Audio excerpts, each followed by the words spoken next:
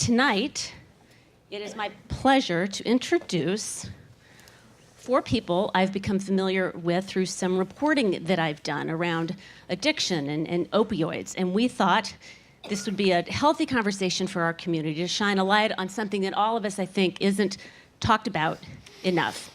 And first to my left is my friend Brian King, who is very familiar to those of us who've lived in Wilmette. He's our former police chief, and now he's in Hinsdale. Our loss, their gain. He drove all the way up here tonight to share his expertise. He's also a father with several children and a very nice man. Next to him is Jim Defrancesco. Jim works at Loyola University and has a list of achievements. And I think what I like to do is reflect on his work for the United Nations. He's right here at Loyola, former DEA agent for 20 years, and he consults to the UN on international regulations or lack thereof on opioids. And he's right here in our backyard, and he just finished teaching about an hour ago and raced up here to be with us. Next to him, Jim Davis, the other Jim, who is probably known to a lot of the New Trier kids here. He's a coach at New Trier. He's also a poet. He's a published poet. He is a Renaissance man and a very nice person with, I think, a take on what our students are facing and feeling. And I admire him mostly because he wants to talk about these difficult issues when I think, especially maybe here, it's easy to gloss over this and not talk about it and be very proud. And last but not least, Marsha Pesavento, who lives in Glencoe, used to live in Wilmette, 3 kids, a trained chef, went to Michigan State, and her son has had 2 overdoses of heroin. And we agreed tonight to show the story because it would save us a lot of time and would be a nice entree into the effects of heroin and opioids from her family's very candid and honest telling and portrayal of the story. So Joel is going to turn this on for us, I hope.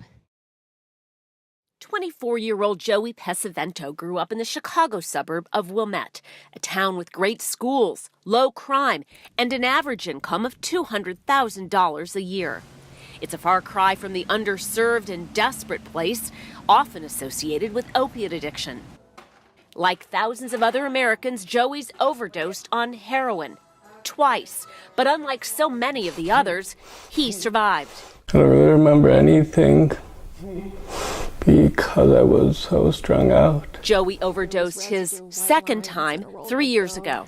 And his head was back, and he was kind of gurgling. And I tried to wake him up, and I couldn't get him up. Marsha Pesavento found her son in the middle of the night on the same couch where the family sat for our conversation. Police, ambulance, fire, they came very, very fast, thank God. I couldn't watch. I don't even know what was going on, but I imagine they were administering Narcan, and it wasn't working. It was oxygen deprivation. He was on a ventilator for about 4 days. Joey spent 7 months at a rehabilitation center, both inpatient and out. His brain damage makes talking tough. Spasms and a tic get in the way. What is the most common misunderstanding people like me have about people who've overdosed? It takes over a minute for him to vocalize a single sentence. That we're worthless.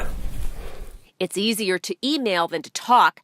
Joey typed most of his answers to my questions. My childhood was ideal. I had lots of friends, an incredibly supportive family, and a lot of extracurricular activities. School was easy for me, and I was very actively involved in sports starting at an early age. Straight A student and the best athlete in his group. He was, big man on campus. I started smoking weed in 7th grade at 13. I started because looking back, I think that the pressure of being the golden boy, i.e. excelling at sports and academics, having such a flourishing social life, became too great, and I wanted a way to rebel a little bit. In 8th grade, I tried ecstasy for the first time. Then freshman year, Xanax. Then sophomore year, I severely dislocated my thumb in a hockey game, which required me having surgery that involved putting 3 pins in my hand, for which I was prescribed hydrocodone. I quickly became infatuated with opiates, and then senior year, I tried OxyContin. Joey was on a roller coaster of addiction, using, but no one, including us, really knew what was going on inside of Joey's mind to take him to the place that he was taken with heroin. We knew he was using, but we also knew that he was trying to not use. He refused to go back into rehab. He was continuing to see a drug counselor weekly. We were drug testing him.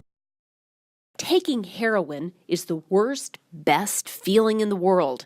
The initial rush is like a wave of euphoria that is indescribable.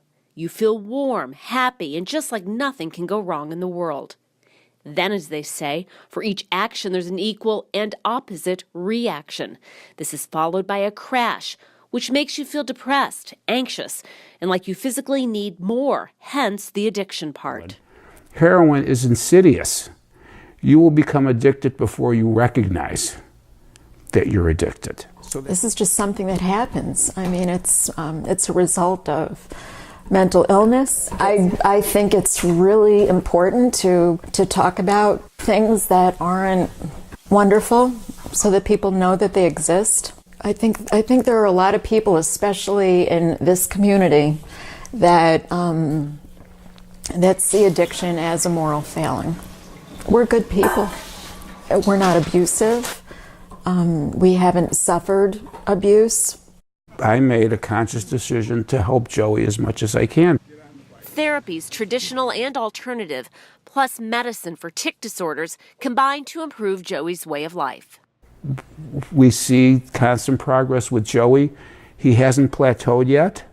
We still have a road to travel, and none of us really knows how long that will be or how much time it'll take. But we're in it for the long haul. Having a child who is in active addiction is so much worse than having a kid who has a brain injury. A brain injury is something that we can work with, and having a goal that we can work toward, that it's a legitimate process. You can see the progress. And in active addiction, the opportunities for relapse are just omnipresent. They're everywhere. Check out Joey's answer to my question, what brings you joy? Honestly, as cliche as this may sound, the little things in life, like Nala, my dog, and watching the Cubs and Blackhawks, and the seasons changing. I don't know, and I don't mean to sound pretentious, but I think that surviving what I did and being able to talk or write about it kind of says something. As much as we have uncertainty, we also, I think, all three of us have hope. And that makes every day easier to deal with. Julie Peterson, Wilmette, Illinois.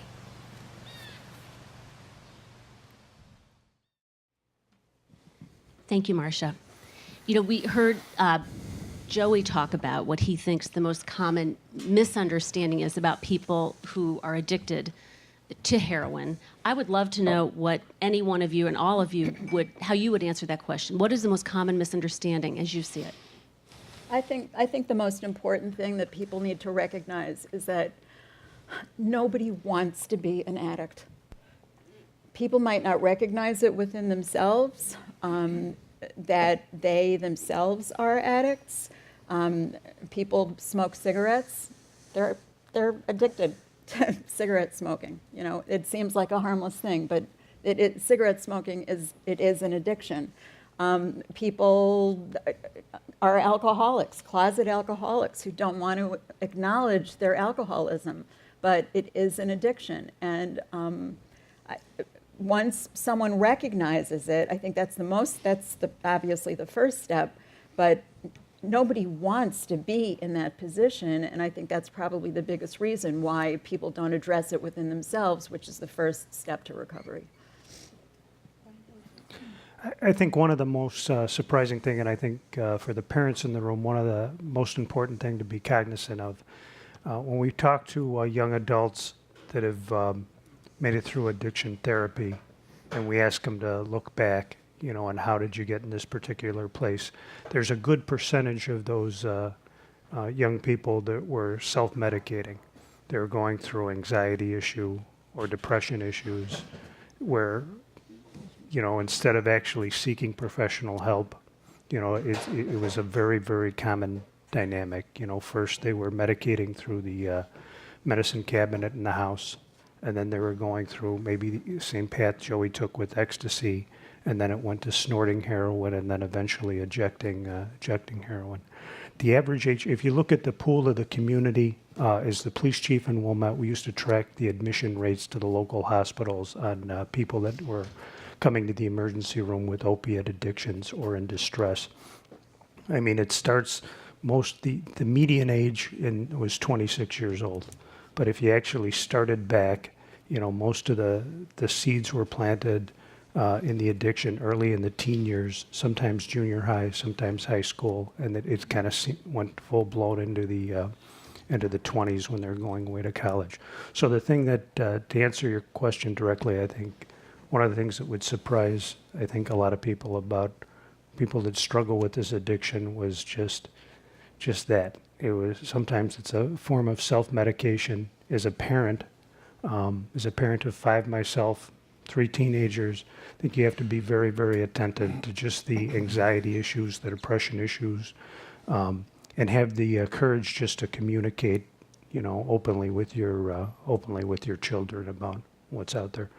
And before I hand it back, I just want to say one of the challenges the police department faced, when we first started seeing addiction cases come across, was that we routinely heard 2 things. One, we heard parents say that they were completely blindsided by the heroin infusion into the community. DEA statistics say that the amount of heroin has gone up by a factor of 7 in the last 10 years just coming into the area. They're completely surprised by that. The second thing we were told is that children did not understand how dangerous it was, because it wasn't the heroin of the 60s where it had to be injected. This could be snorted. So it was readily available. It was cheap, and you could snort it. So one of the strategies we used was just to start parent education. And Marsha is one of the most courageous people I know, because on many occasions she sat sometimes in front of hundreds of people to just give the perspective of a parent that has a child that's battling that addiction, and that takes a special kind of courage. And I applaud you for everything you do for the program. Yeah. Jim Davis, what would you say? Me? Yeah. Other Jim. I heard it. I think we spoke about this a little bit. I think one thing that surprised me most of all, to be frank, is just how recent this specific epidemic is, the opioid epidemic. It seems, in my conscious lifetime, it seems like you use the word omnipresent. It seems like a very real, often told narrative, and I'll turn all the real facts over to you. But I believe the FDA did not pass use of certain prescription opioids until the mid-90s. So in the last 2 decades, this has gone from FDA approval to a billion-dollar industry to a real national health risk. So it's happened very fast, probably faster than most things of this nature would. And what does ring true to me, and I certainly want to be sure that tonight I don't overspeak in any way. I think if there are 3 parts to this puzzle, one's environment, one's the physiological components of the hook of addiction, and one is psychology. I think it's the third where I would be able to speak to some more in the prevention realm. But it really did ring true that this drug that was intended originally to essentially cope with physical pain has been used to dull psychological pain, psychological stressors at a rate that's just sort of skyrocketed and been alarming. So then I turn that to you. Great, thank you. I find myself a little bit out of my element here. I'm a little bit more of a how guy rather than a why guy. So I can tell you how the heroin gets into the community, how it gets into the country, how it morphs into other opioids in terms of the psychology and the sociology behind it. I've got my ideas, but most of my career has been spent in the tamping down the supply and understanding where the supply is coming from. Jim touched on something in terms of and Marsha also, about the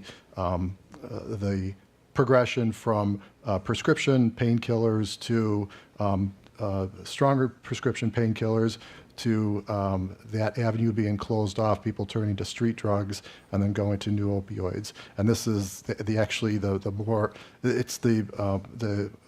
most recent initiates to heroin use come from the prescription realm, and it's problematic. But the distributors understand this, and then they start turning to even stronger opiates that they put into their heroin.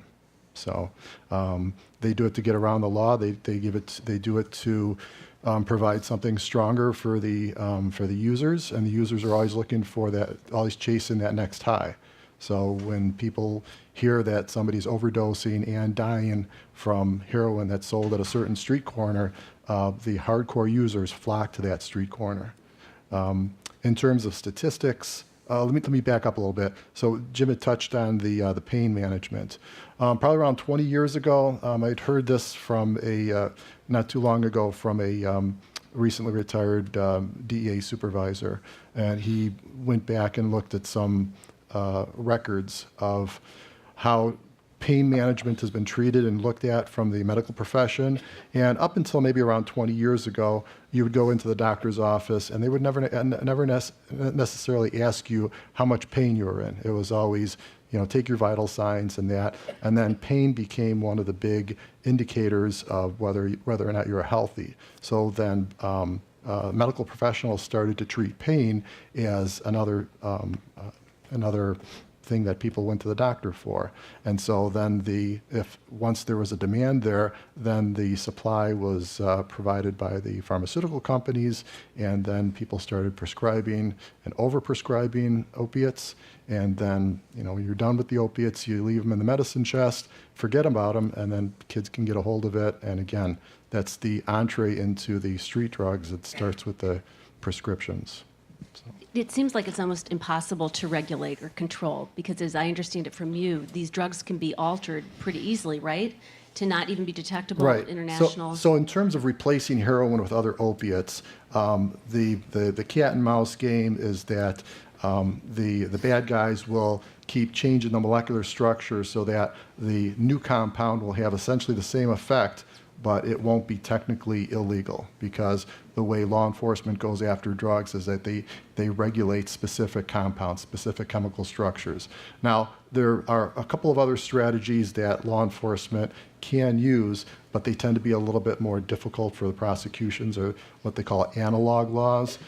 Just recently, within the last year, DEA passed an analog law that makes it actually a lot easier for law enforcement to go after some of these structurally similar compounds.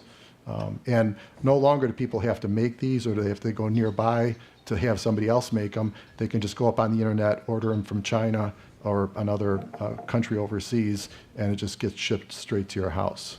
So the normal distribution channels of coming up from the southern borders, going through the interior part of the country, Chicago being a major distribution hub, and then moving out from there, is just pretty much all blown up. You can just order it like you order a book on Amazon. Your classes at Loyola are well subscribed to. You're very popular, and they're full, the ones that I attended. Is part of that in line with this increase in heroin? Why do we need so many? Is that one of the reasons there's such interest in what you teach? Yeah, I think there's interest in what I teach, because mine is at the cross-section of science and chemistry, and then using that in the law enforcement arena to do good and to cut down on the supply. And the idea has always been in combating drugs that you need to not only reduce the supply but also reduce the demand. And unfortunately, over the years, many more resources have been pushed in the direction of supply reduction, which is just traditional law enforcement, and not a whole lot has gone into demand reduction, which is treating the addict much more, looking at it more of a health crisis and a public health issue rather than strictly a law enforcement issue. And it's also education, isn't it? Isn't that a part of it? Should our schools be doing more, do you think, or our communities to educate kids? That's a great question. Who should be doing what is probably a higher level debate than I'm ready for, but certainly it should at least be destigmatized. I think this is where I think we initially connected, is that really the only problems that we're kind of guaranteeing we won't solve are the ones that we don't look directly at. And if we keep conversations like this under the rug, they will continue to fester, or very quickly, like in this case, they will slip into something way bigger than they initially would have been had we stepped in earlier. So is it on the schools? I don't know if I can say that. I applaud that so much, the fact that it needs to be destigmatized, because that's huge. I mean, you made a comment about it before, and I know how I felt about it when we first learned that Joey was a heroin addict. I wanted to bury my head in the sand. I didn't want to come out. When the ambulances came, I thought, oh my God, people might see the ambulances, and how am I going to explain this to my neighbors? And what a horrible, horrible thing to say or to think, that it shouldn't be that way.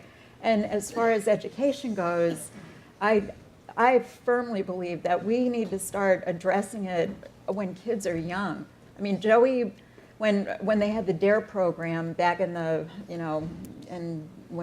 how long ago was that? That was in the early 2000, 90s or so, yeah. I mean, Joey, his essay won the DARE contest at High Crest Middle School. He was, he knew everything that he was supposed to take away from the DARE program, but either it wasn't early enough, or it wasn't, it just wasn't something that was truly relatable to the kids.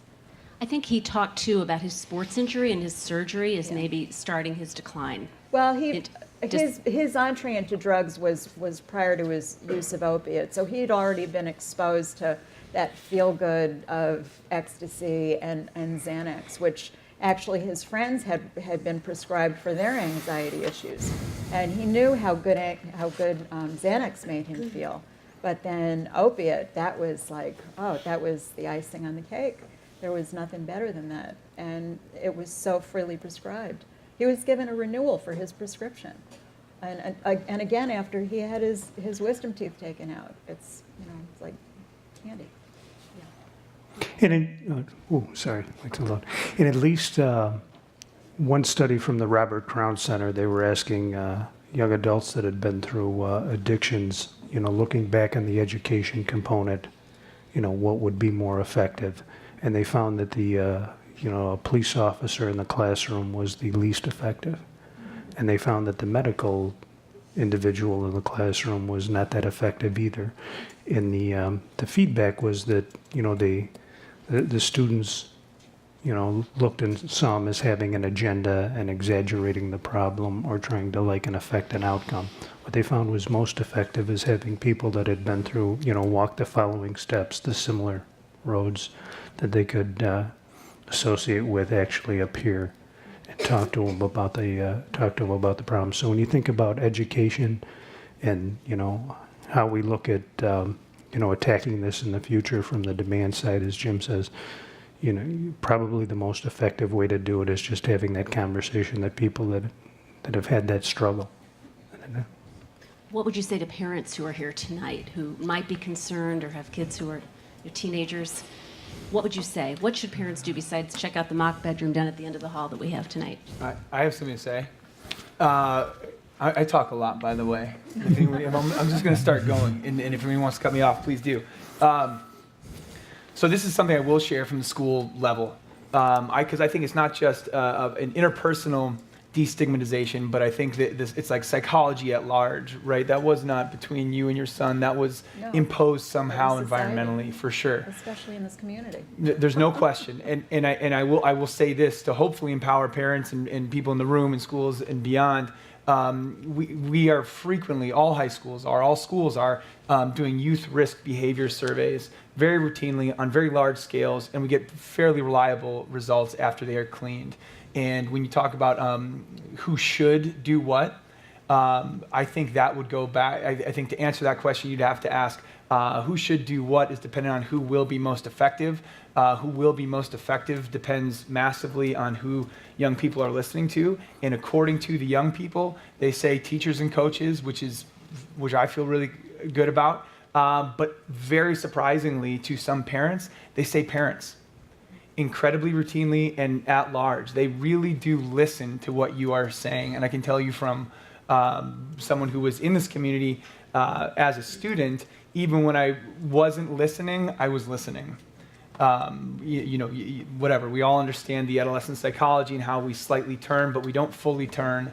The ears are open, and you are a trusted source. So maybe, just opening up the conversation is a very clear and easy step one, not for sake of novelty, but with genuine interest in learning more and maybe keeping it going.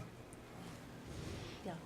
Do students talk to you about problems like this? You and I met through an unrelated mental health piece that we worked on, bipolar disorder, but do kids come to you and talk? I've not talked about addiction explicitly, not opioid addiction, but we talked about this as well. I think most of what we do talk about will somehow, in multiple ways, return to some sort of mental health. Addiction they live in the same neighborhood. They're very close. I think, and here's the real truth. I might be a professor someday too. I like this stuff. I think that the very real truth of humans share a certain human behavior is my very real interest. And we are all addicted to something. It's the nature of how the brain works, essentially. We form pathways. If you consider the brain a forest, we are constantly forging new pathways through the forest. And the more we run a specific road, the more that pathway gets worn. So even low-level habits, you can be addicted to your phone. In fact, I would venture to say that most people in the room are. And that's a very real thing. I don't say that flippantly. I mean it. I think we are addicted to all sorts of media. We all share the common desire to feel validated, and that validation comes from connection. Ideally, that connection would come in a human community, but we will connect and bond to something just as a human species. And sadly, sometimes it's a substance. And if we want that addictive path to really forge quickly, it would be a substance like this one. I think the other important thing for parents is that we want an informed community. We don't want a paranoid one. And if you look at data, a very, very small percentage of the students in a large high school, this heroin epidemic has very strong demographic roots. So the hospitalization rates for opiate addiction in the suburban and collar counties is up by like 200%. It's actually down in some areas of the city. So there's a socioeconomic factor that I think goes along with that anxiety and depression issue. But from a parent's perspective, if you look at a upper middle class high school, probably less than 2% of your students are going to experiment with some sort of opiate. And out of that, I've read some data that would suggest 20% of that 2% will develop some sort of addiction. So these are small numbers, but in the same token, nothing is killing that age group. We're not losing those kids to traffic accidents. We're not losing them to any other dynamic. We're having fatalities in that age group related to heroin. So the courage just to have that communication. I was talking to a group of high school students at a church setting, and I just asked the question, how many of you guys know somebody that's, experimented with heroin? And better than 50% of the hands went up. Now, I didn't ask a follow-up, like who is it? Because that wouldn't seem to be appropriate. But, the probability is, most of them were thinking of the same one or two individuals. Now, if you put yourself back in high school, when I was in high school, you could have asked me that same question, and I didn't know anybody that had any kind of access to heroin at all. So having that courage to have that conversation, like Jim says, the power of parenting, you know, in just kind of putting it out there, I think is the first thing. The second thing is that this is a community that is rich in resources, and being just very, very attentive. It's not just the communication, but it's, you know, taking action when you see issues with anxiety, when you see the pressures of being in a top-notch school and trying to perform at a certain level. Be attentive to that as a parent, because I think the root of, not all of them, but the root of a significant part of that epidemic, you know, lies right there. And I think in Joey's case in particular, that he was a perfect example of that. He was a straight-A student, really popular kid, tremendous athlete, and it seemed like he was on a fast train to, you know, he was going to get a scholarship to USC at the age of 12, and that's not realistic. And I think in a community such as ours, where excelling is just tantamount to everything, and you see, he was getting it from all directions, from his coaches and from his peers and from his teachers, and it was a lot. And I mean, we honestly, as parents, we would try to pull back on our kids. We've got 3 kids, and our middle daughter was a crazy overachiever, and we'd have to tell her, you know, you gotta, it's okay. You don't have to get the best grade. You don't have to get the best, you know, of everything. But I think that by virtue of where we live, it's a dangerous place, and you really have to pay attention to pacing yourself. Both us as adults and to teach it to our kids, that it's okay to not be there. Not everybody is a winner, and it's fine. I know I said I had two things to parents. Let me add a third. I think it's very, very important to know that there's a support circle. This is not your fault. Sometimes when I've seen families where a child gets addicted, you know, there's this like tremendous sense of blame. This is not your fault. But you should never walk this journey alone. I mean, you can walk into the Wilmette Police Station has a full-time police social worker. There's resources available in the community that you can go to confidentially and get help, because it doesn't affect just the child that's using the drug. It affects every single person in the parent and the family.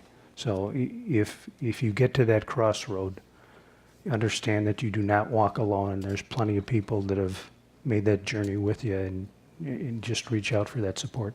Social services. Correct. Jim D. Francesco, can you talk just for a minute, since you are here, and I love hearing you explain the chemistry of this addiction, how it works with the brain, please? Yeah, so I guess I can sort of address the physiology here. And what happens, if I can sort of throw some sociology in there too, is that young people can experience all the activation of the reward center that the drugs give, but they don't necessarily have the wisdom to understand the risk reward. Okay, so their younger people are unusually susceptible to this type of addiction because, again, they're getting the reward. The young people tend to be risk takers. Young people tend to think that they're going to live forever, and so they think that they can handle pretty much anything. Then once that brain starts to get activated, it wants to get activated over and over again, and before you know it, the addiction is set in. So that's sort of the psychology of it. I forgot what was the question. Just the chemistry, how it interacts. Okay. So what it does is it induces the brain to release its own endorphins, and that's what gives the high. And once the brain starts, you hit those reward centers. The brain likes it, and the addiction is off and going. Is it true that just after once or twice of trying this, you can be addicted, or does that differ by person? You can be on your way to addiction, and there could be latent addicts out there who just never use drugs, and because they were never exposed for whatever reason, their environment, they never got into it. But people just have normal tendencies and inclinations, and if they never, if somebody's never gambled and they've got a gambling, a latent gambling addiction, if it's never activated, they never get into trouble. So, can any of you talk about the genetics of this, or the role that genetics might play in addiction? I know that I have a brother-in-law who had joined Alcoholics Anonymous. I know that my husband's maternal grandfather died of cirrhosis of the liver. So I have to believe that if there is a genetic propensity toward addiction, then it was there for Joey. But I think I look at the mental health component of how he began, and looking back, I cherry pick little incidents from when he was young, and I wonder, were these examples of anxiety that we never picked up on? He didn't like to sleep over at friends' houses generally. He responded. He was extremely self-deprecating. If he was called out on something, he'd really beat himself up bad. I mean, there were certain characteristics that, looking back, really could be evidence of anxiety as he went on. So. What about the use of Narcan as an antidote? I'm curious about this, because in DuPage County, aren't they giving free Narcan or making it easier to have that if you, right? They're giving it away, they're having... In some communities, the first responders carry Narcan, the police officers, and then in other cases, the fire personnel do as well. I think we've probably, in Hinsdale, have given like 3 doses in the past 3 or 4 months. What you see in these suburban areas, especially areas that have expressways that run through it, all the heroin that's coming, not to take your Jim, but all the area that's coming into this community and into the western suburbs comes from source points right off the Eisenhower Expressway in the city of Chicago. Sometimes kids from Lake County or farther points will drive down, purchase heroin there, but then they don't want to, they're anxious to take it, they won't wait until they get home. So sometimes we'll see overdoses off the expressway ramps, sometimes we'll see overdoses in vehicles that are just maybe like a block or 2 off the expressway or a closed shopping center or things of that nature. That Narcan does reverse the flow, and I've literally seen people that have been overdosing get Narcan, and then you see them an hour later walking down the street. I mean, it's a tremendous... How does it work? Do you breathe it? I've never seen it. Well, paramedics will give it by shot, but police officers, it provides a mist that you can send right up the nose. Well, I think globally, looking at the heroin addiction problem, we're more effective if we're looking at it as a public health component. But in the same time, this is not a problem that we're going to arrest our way out of.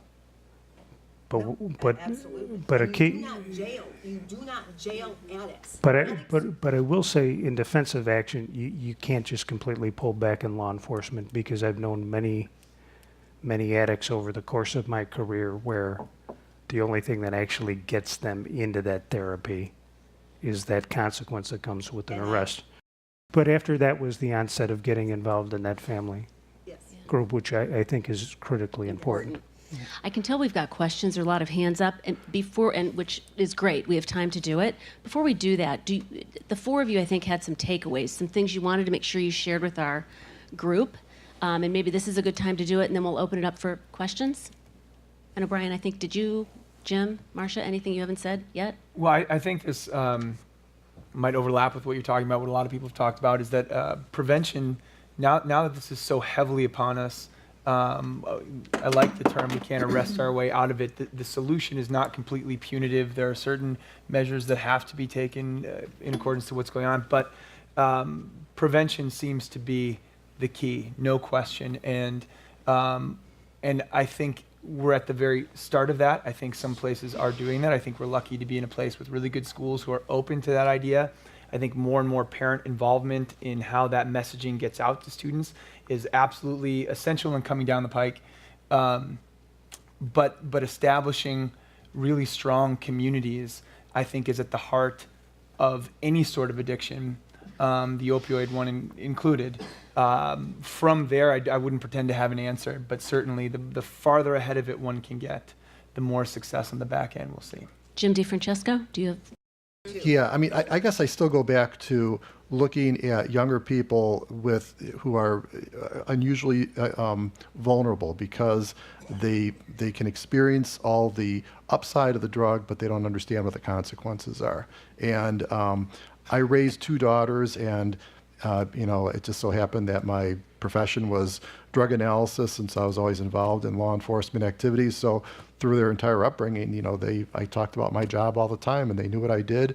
And drugs were never a mystery to them. They probably knew drugs better than most of the other kids they hung out with. One of my daughters got in trouble for talking about marijuana and like in a not preschool, but it was a grade school pre whatever you want to call it. Thing, and they didn't quite understand, so they pulled me aside, and I said, "Okay, let me explain something to you. This is what I do. This is normal dinner conversation here." So I think the demystifying is extremely important. Parents may not necessarily have the wherewithal to have those conversations, so why not have it be the teachers? Why not have it be people from the church? Any role model they would look up to, they're the ones who should probably be reaching out to the young people, especially because they're unusually vulnerable. I think both demystifying and destigmatizing are probably the 2 biggest things that need to be addressed in helping to at least curtail, if not eliminate, this whole drug issue that's going on now. Because it's not we tell our kids, don't do drugs, they're really bad, they're illegal, and they're not good for you.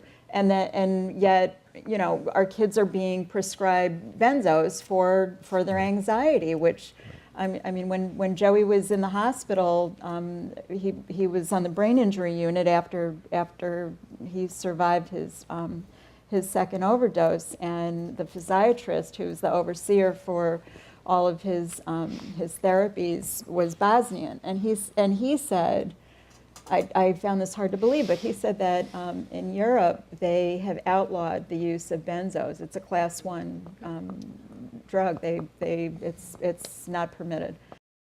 Yeah, that's a really good question. It's a huge question because the stack of survey data is literally printed out about that big. I will also do my best to keep that information confidential in any explicit way, but I will say that it does influence all the wellness policies that go on within the school. Implementation is probably the key.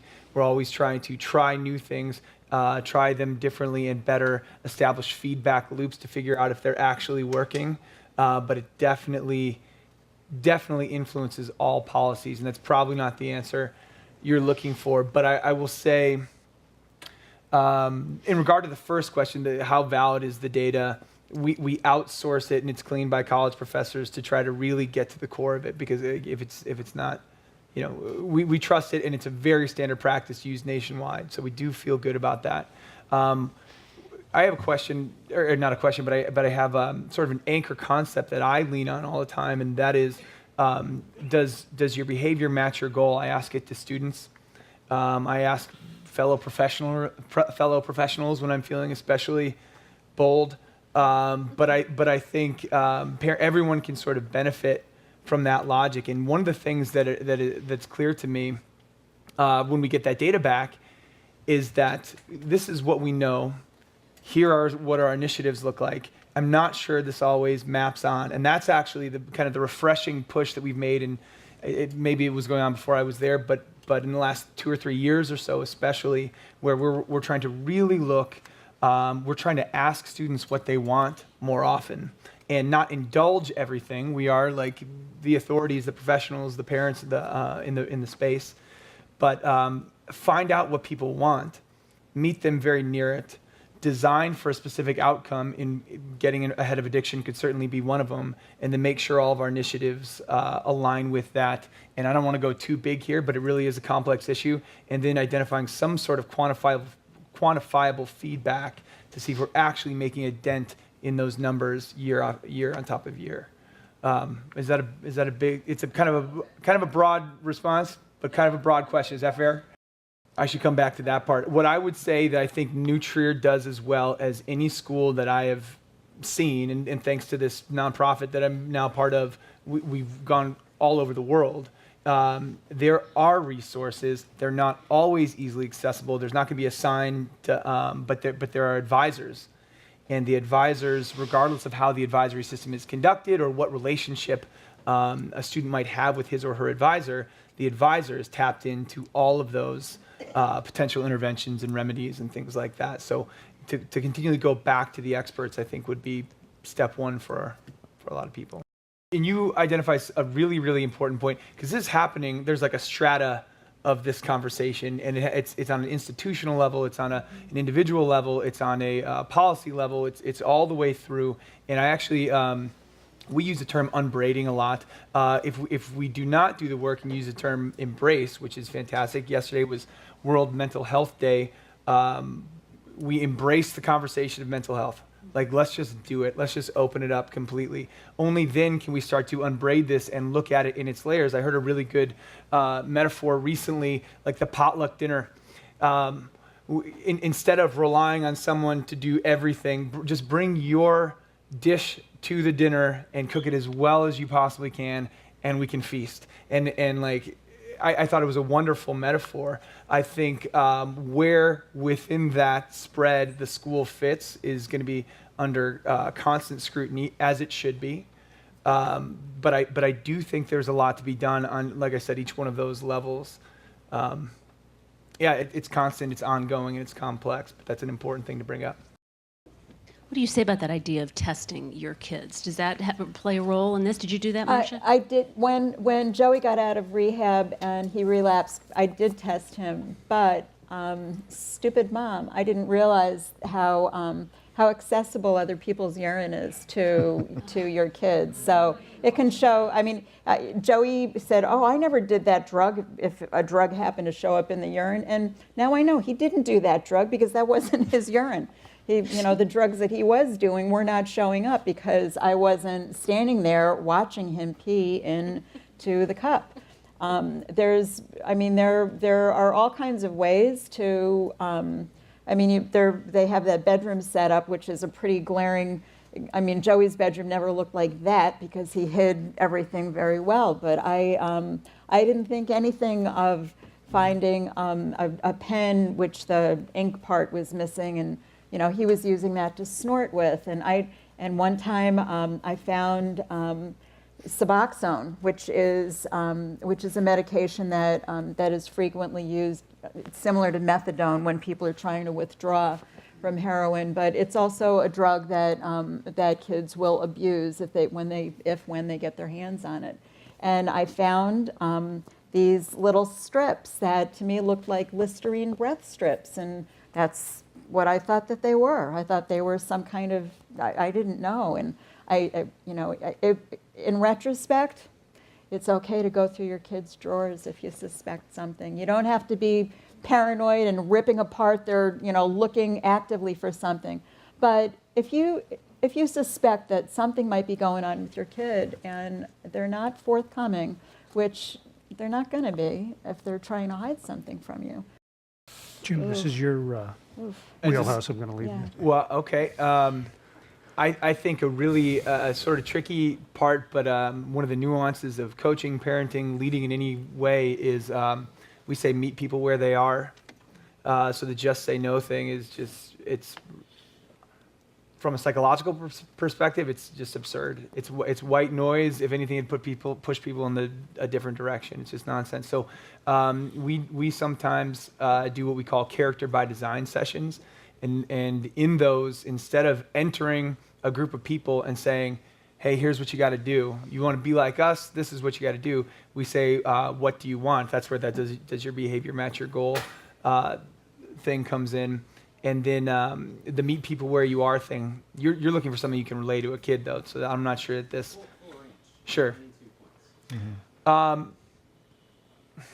Yeah, I think trying to get, empathy is massive and it's a huge buzzword, but if you can get into the mind of the person whose mind you're trying to change, that's a very obvious and clear step one, I think. And not even change, but identify with might be the better way of saying it.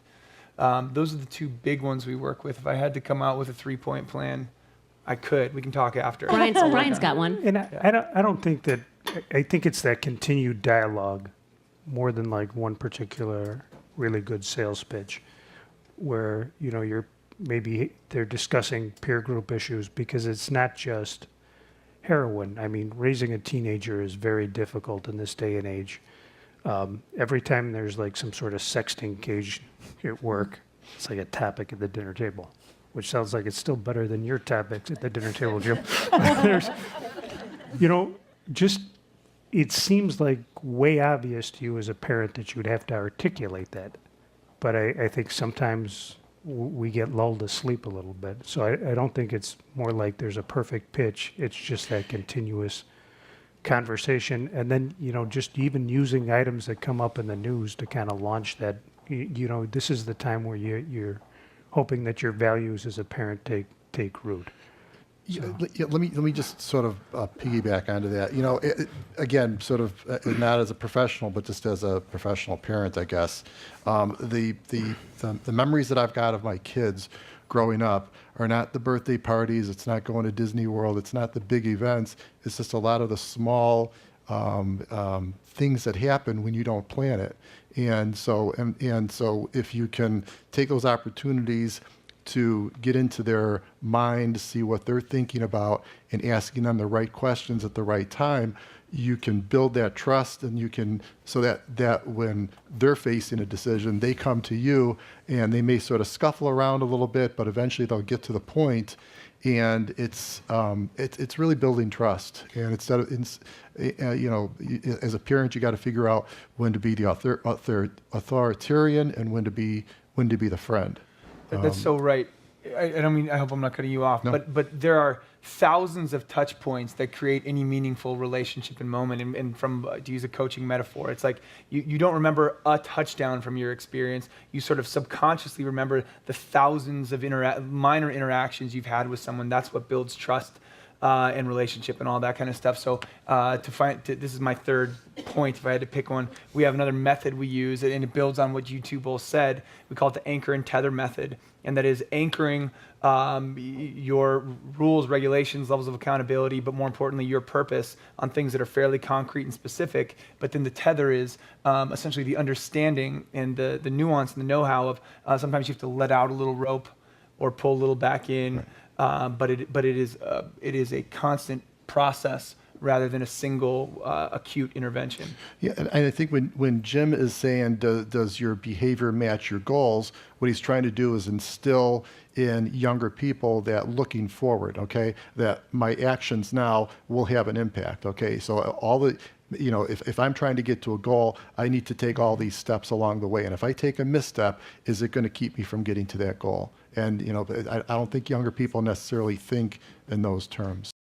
I think starting in the junior age, high age group is important, as you mentioned. But, sometimes I'd use the term that this isn't your parents' cannabis, because you're right. There was a number of users where the parents came of age smoking cannabis in their teenage years. So they kind of, look, the cannabis that's sold to the kids nowadays is way more potent than anything. We actually have overdoses on cannabis. It's just a different drug. And you're right, there is some that think, oh, well, we did it. It's not that big of a deal. And there's the challenge with parenting in terms of cannabis is there's an inconsistent messaging. Because you've got a kind of a pullback from the courts, and everybody expects that it's going to be legal, in their lifetime. So they're thinking, well, what harm could it possibly be if it ends up being legal? There are so many new drug alternatives. If you can't get a hold of weed, you can get a hold of fake weed. Okay, so that's the spice and the K2. And again, the bad guys are keeping ahead of law enforcement. They're using compounds on this stuff that are technically not illegal. Once they do become controlled substances, then they move on to others.